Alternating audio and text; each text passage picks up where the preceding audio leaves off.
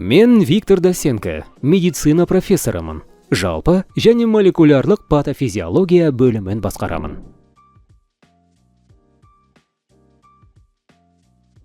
Темекі тарту барысында жану үдерісі бар. Органикалық заттектердің жануы. Темекі бұл органикалық заттек. Міне ол жанады да белгілі бір өнімдер түзіледі. Ал басқа аспектісі біздердің психикалық белсенді заттарды алатынымызда жатыр. Ең алдымен бұл никотин.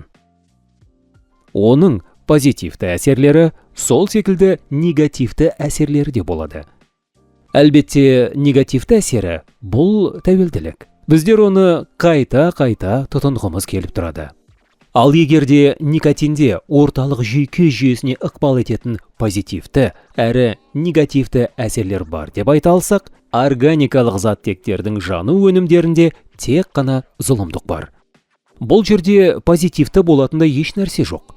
Органикалық заттектердің толықтай жанбауынан түзілетін ең қауіпті заттардың бірі бензопирен болып саналады.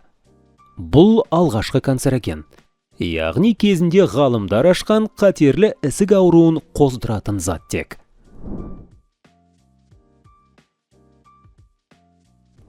Шындығын айтқанда, жану үдерісінің жоқтығымен ерекшеленеді. Органикалық заттектер тотықпайды. Бұл дегеніміз, дәл қарапайым шылым секілді сапасы бар темекіден температураның әсер етуінің арқасында никотин бөлініп шығады да, дегенмен жану өнімдері болмайды. Ең алдымен бензопирен болмайды.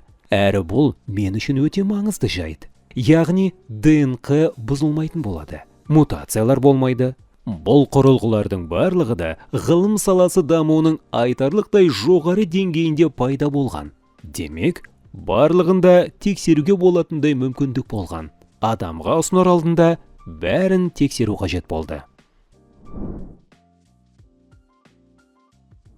Ең жақсысы темекіден бас тарту. Әрине, бұл өлімге әкеліп соқтыратын кеңінен таралған аурулардың басты әрі маңызды қауіп қатер факторы болып саналады.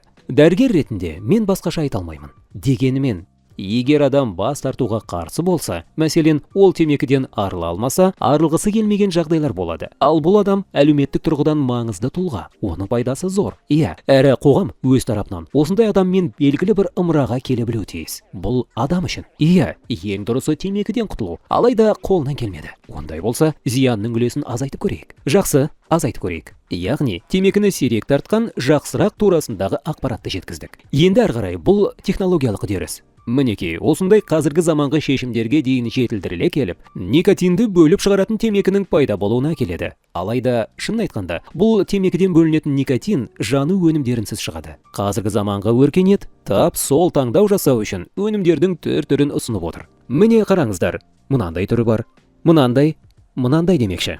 Бұл дәстүрлісі, бұнымен бұрыннан таныссыздар. Мынаусы жақсырақ, ал мынау мәселен ең жаңасы. Мұндағы қауіп барынша төмен етіп әзірленген өнім. Ал мен болсам, нағыз өркениетті адам ретінде ең жаңасын алып көремін. Өйткені оның қауіп қатері аздау. Егер бұл маған ұнап жатса, мен алдағы уақытта дәл соны қолданатын боламын. Ең қауіптісі бұл әрине жану өнімдері болып саналады. Олар негізінен байқалмайды. Біздер оларды детекторламаймыз. Әсіресе үйреніп қалған жағдайда адам жай ғана осының барлығын деммен бірге жұтып отырады. Сол себептен осы жану өнімдерін алып тастау бойынша жұмыстар бұрыннан жүргізілген және күні бүгінге дейін жалғасып жатыр. Созылмалы демікпе, әлбетте. СО-ө деп аталатын созылмалы обструкциялық өкпе аурулары. Аталмыш СО-ө тізіміне өкпе эмфиземасы, тыныс жеткіліксіздігінің дамуымен бірге жүретін өкпенің зақымдануы да кіреді. Соңғысы өлімге әкеліп соқтырады. Сонымен қатар, әрине, бұл жүрек қан тамырларының аурулары. Әлбетте, бұл терінің де зақымдануы, әрі қартаюдың жылдамдай түсуі. Демек, бұл бүкіл адам ағзасы қартаюының жылдамдауын білдіреді. Ал қартаюдың артынан тиісті аурулар басталады да, бұл өз кезегінде жер бетіндегі ең көп адамның өліміне әкелетін себеп.